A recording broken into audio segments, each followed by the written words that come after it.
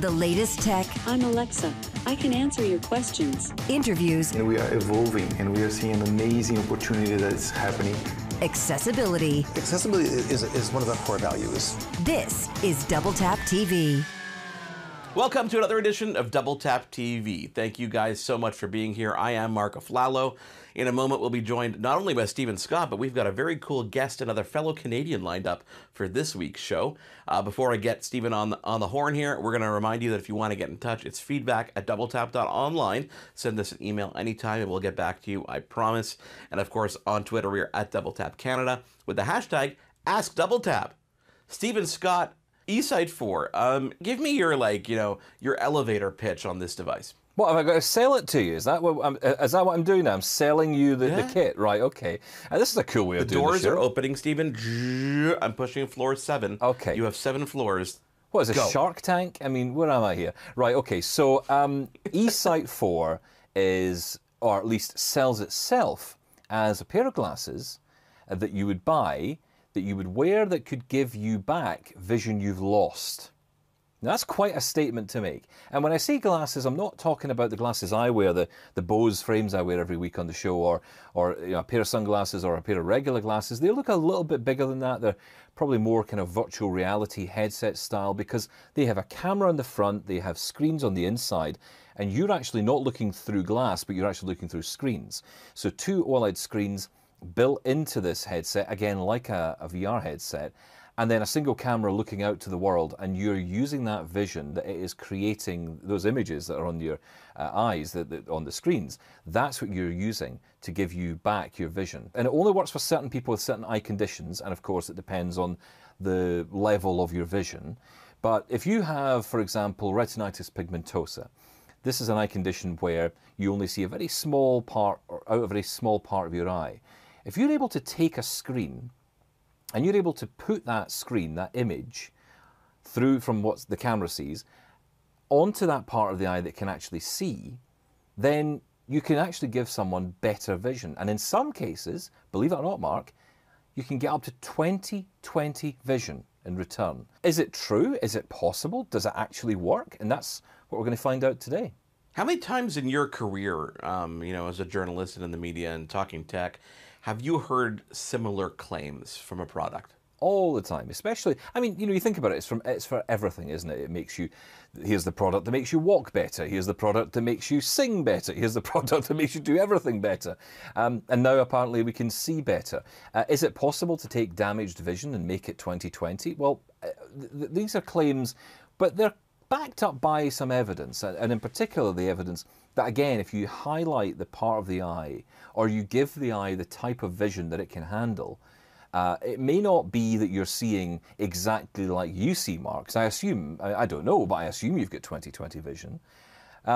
So I may not get exactly what you get, but I may get enough to be able to get me around and make me do things. Now, I have tried eSight. I tried an earlier version of it, eSight 3. And interestingly, when I put it on, I was able to read, I was standing in a building about maybe 4 stories up, and I was able to look out onto the road below and read a car number plate, which is pretty impressive, right? I mean, that's a pretty big deal, considering I wouldn't even have seen the car before that. You described these as almost like a virtual reality headset. I'd find it pretty difficult walking around with a virtual reality headset in a mall, Yeah, exactly. And, think about the practicalities of that. I mean, the heat that would build up in your head, warm environments. And of course, you're only seeing what the camera sees. You're not getting a huge amount of peripheral vision either. So you would bump into people. It would actually, in some cases, make you more visually impaired. But, again, it depends on you. It depends if you have a guide dog and you trust your guide dog moving around, then you might think, well, actually, one of these could make the difference. They do have a really nice little feature that lets you flip the headset up. This is where they detach themselves a little bit from being virtual reality headset to more of an everyday headset, because you can actually flip the whole thing up, like the way you would put your sunglasses on the top of your head, for example. So that's helpful because it means you can have them on all the time, but not in use all the time. These are really built for people who want to read, who want to take in information, but there's other things you can do, as you'll find out, like, for example, plugging in your computer output directly into them, or your TV. Say you had your Apple TV, you can plug it straight into eSight and enjoy Netflix right in front of your face. 200-inch screen in front of your very eyes, Mark. I think even you would want that. Yeah, no, definitely. Well, I'm really curious to see what Jay, obviously, who's been spending a lot of time with it, thinks about these devices. So let's take a quick break, Steven, and come back, and we'll bring our guest on, Jay Taylor from Newfoundland. It is Double Tap TV. We take a quick break and come back with not only you, Steven Scott, but Jay Taylor. Stick around. For more great Double Tap TV content, visit ami.ca/doubletap.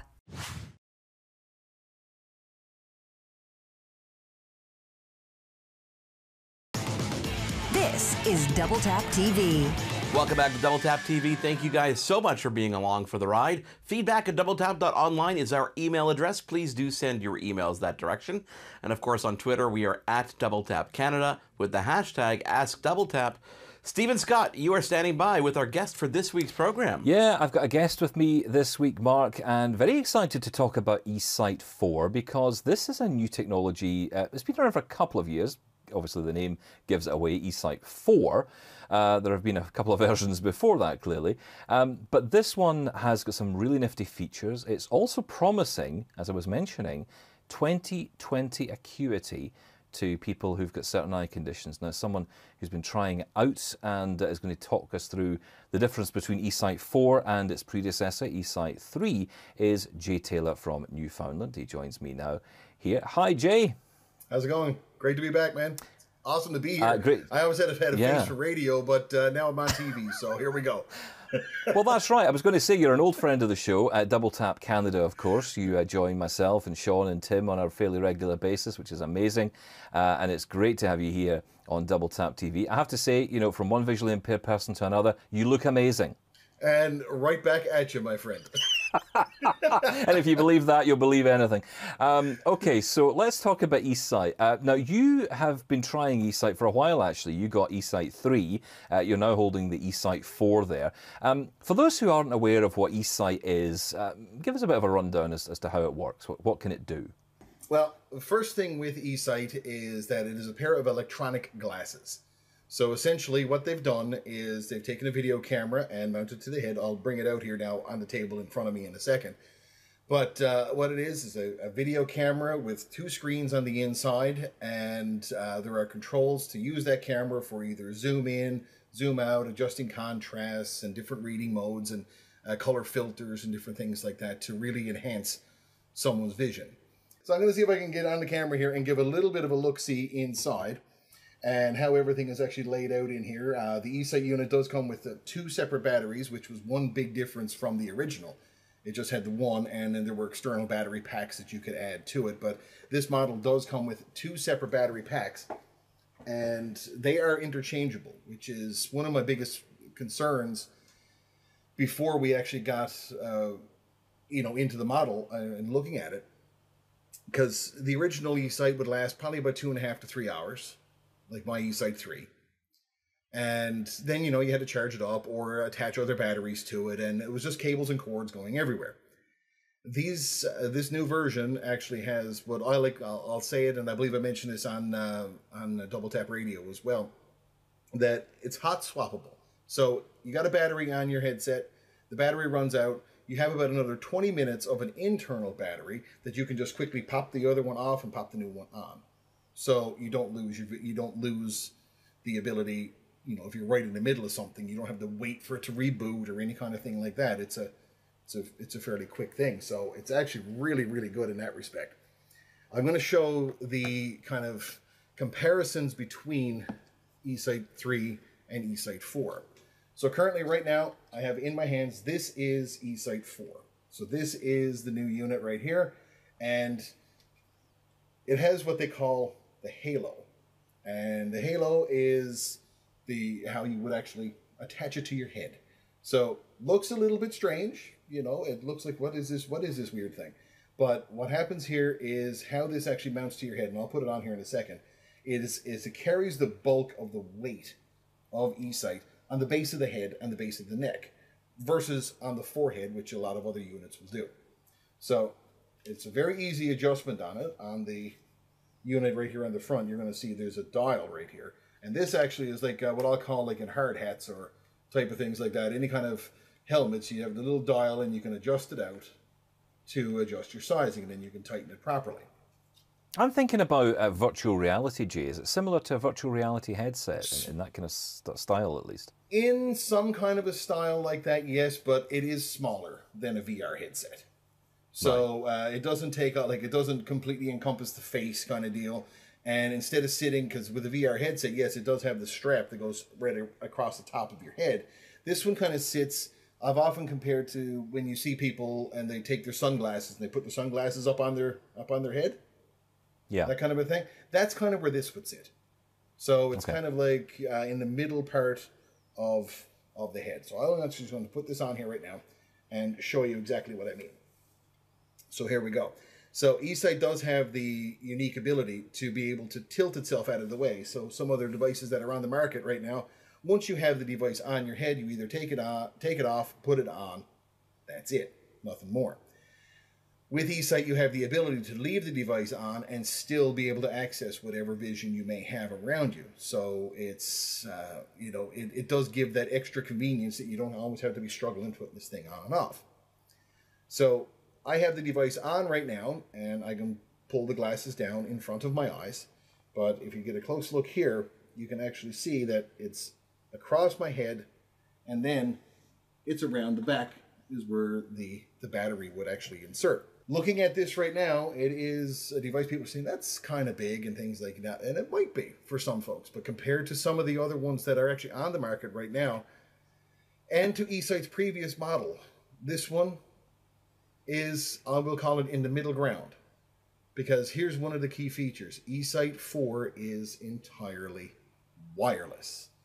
So eSight 4, this unit here, this is what you get. You have touch controls on the side. There are two little buttons up here on the very top edge of the right side.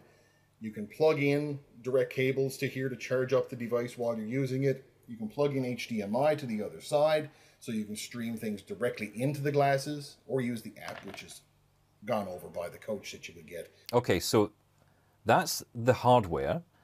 Now, of course, we want to talk about the usability of it, how you've got on with it. So stick around, because we're going to talk about that in a moment.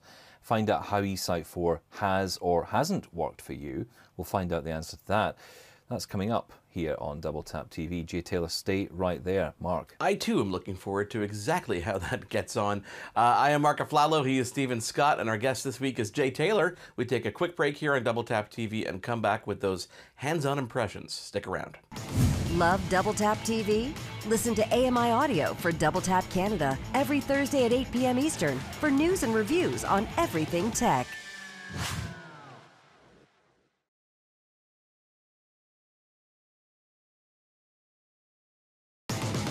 This is Double Tap TV. We are back on Double Tap TV. Thank you guys so much for being here.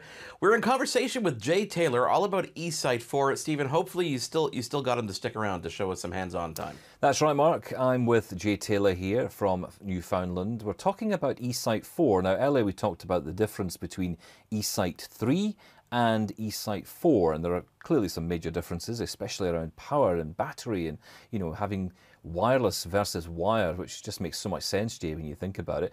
Jay, bringing you back into this conversation here, because I want to ask you how you've got on with eSight 4. Maybe it would help for those who don't know you and don't know your eye condition to maybe tell us a bit about that, and then maybe tell us a bit about how eSight originally came into your life. eSight has been with me now since about 2017. My eye condition is called Peter's anomaly, and most people say, what the heck is that? Well, it's very hard to describe, but I kind of link it as a kind of a combination of a few different things. But the main thing is that way before I was born, my corneas didn't separate or clear, so the white of the eye is still kind of mixed into the cornea. It's the best way I can think of it to say it. As well as a few other. So how do you see then, Jay? What can you see? The best way I've been able to describe it to folks is if you take a pair of binoculars, and you know how if you look through them one way, you can see everything, and if you turn them around the other way, things get smaller. Well, I would classify it as that. And then if you were to take, say, a Ziploc freezer bag, you know, those freezer bags, and put that over the lens, that's how I see. So for me, everything is consistently cloudy, like a fog. But interestingly, eSight, at least according to the website, suggests that people with certain eye conditions can benefit from this by essentially taking what's left of your vision and pointing it towards the working part of your vision, if you like, and pointing it towards these screens inside the headset. Correct. Can in theory give you back a level of vision that's decent in some cases, so it says on the website, on eSightwear.com, that this device can give you 20/20 acuity. What was your experience? My experience, I would stipulate to that. I would say yes, that can happen. With regards to my vision, so if I'm here and say in this room here right now, and eSight, they actually give you all kinds of different manuals and documentation and different things like that to go over with your coach and things like that. One of the things is an eye chart. They actually give it. I want to hold it up to the camera and it's the blank side. See, told you, things are not that great. Here it is right here. There we go. So they give you this. And yes, using the eSight, I can read everything on the chart, including the little copyright thing down at the bottom. You know, I can read all of that with eSight. Now, here's my thing. I go outside, or I'm in various different situations where the lighting conditions for me make my eyes either worse or better, is where eSight for me is not quite the same. So for myself, unless something is completely sealed around my eye and I don't get anything else in there, any other light, then it's okay. But even then, it's still cloudy, because no matter what, the cloudiness has never gone away. But with eSight, like it's not going to take it away. There's no way through that cloudiness for you. It's covering all of your vision. Exactly. It's there. It's not going anywhere. So with regards to that, this has actually really only become more of an issue for me in the past few years. When I received eSight 3, I mean, I was standing, 6 feet away from something and reading like the tiny little print on barcodes when you go to the store and you see the little price tags. You know, I'm reading the little tiny numbers. Now, I can do that with eSight 4 as well, and I can still do it with my eSight 3. But because my vision has deteriorated the way it has over the past number of years, I have to stand either X bit closer or have to really tweak with controls and to change different things that will allow me to actually see it. So it's just that for me, the overall use, there has become more things that I have to do to make it do just a little bit more for me. So that's where I'm into that very, very small percentage that don't see the dramatic change and dramatic difference and different things like that. It's there, but for myself, it's just not quite enough. But I think they've done a remarkable job with this, and I really, really am excited to see where they're going to be going with this from this point forward. Right now, version 1.0 of their software, so you know there's going to be different things coming.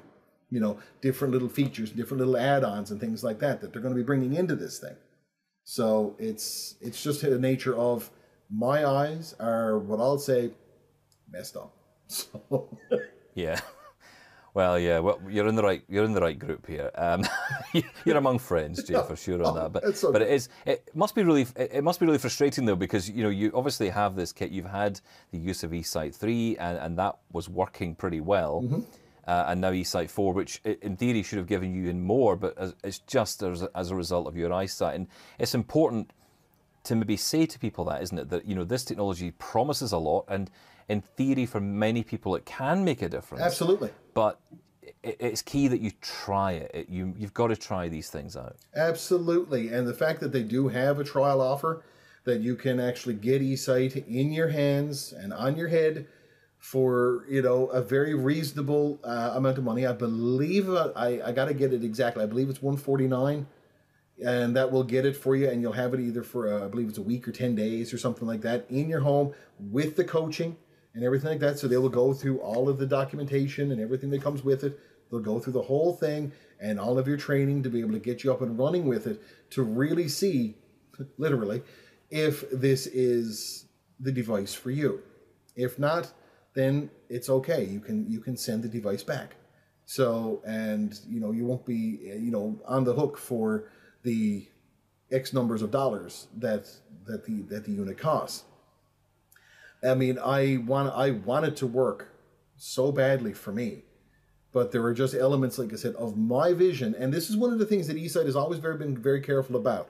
They don't say that it will work for everybody. They say this is what they want to get, but they know that everybody's eye condition is different. If this was the device a few years ago when I got my eSight 3, if this was it, they would have hit it out of the park. Right now, for me, my eyesight is limiting me and my ability to, I think, get the full potential from it, but they've hit it out of the park. This is where it's going. You have a wonderful device, it's wireless, it's comfortable, it's easy to use, and they've done it well. So this is it right here. Jay, thank you so much for your honest and genuine review, and I think that's the thing here. You know, you did purchase this, or at least the trial of this for yourself. You wanted to know if it would work for you. Yep. Thank you for sharing your views on it. And yeah, we will encourage others to do the same. eSightEyewear.com. Do check it out. And Jay, thank you so much for being in touch. I look forward to joining you again on another Double Tap Canada, and hopefully soon back here on Double Tap TV as well. Thank you, Jay. Thank you, Steven. Thank you guys so much for being here. And of course, if you guys at home want to take a listen to that interview on Double Tap Canada, just download the AMI app or head on over to ami.ca and you could take a listen to that episode of Double Tap Canada, which aired a couple weeks ago. Of course, Double Tap Canada airs every week live now on AMI Audio. That's 8 p.m. Eastern on Thursdays. On behalf of Jay Taylor and Steven Scott, I am Marc AFLALO. Thank you guys so much for being here. We'll speak to you again next week on Double Tap TV. For more great Double Tap TV content, visit ami.ca/doubletap. Hosted by Marc AFLALO and Steven Scott. Editing, Will Attar. Production assistants, Wendy KAUFMAN. Content review, Zachary AFLALO. Voiceover, Anna VOCINO. Integrated Described Video Specialist, Ron Rickford. Coordinating Producer, Jennifer Johnson. Director Production, Kara Nye. Director Programming, Brian Perdue. VP Content Development and Programming, John Melville. President and CEO, David Errington. Copyright 2020, Accessible Media, Inc.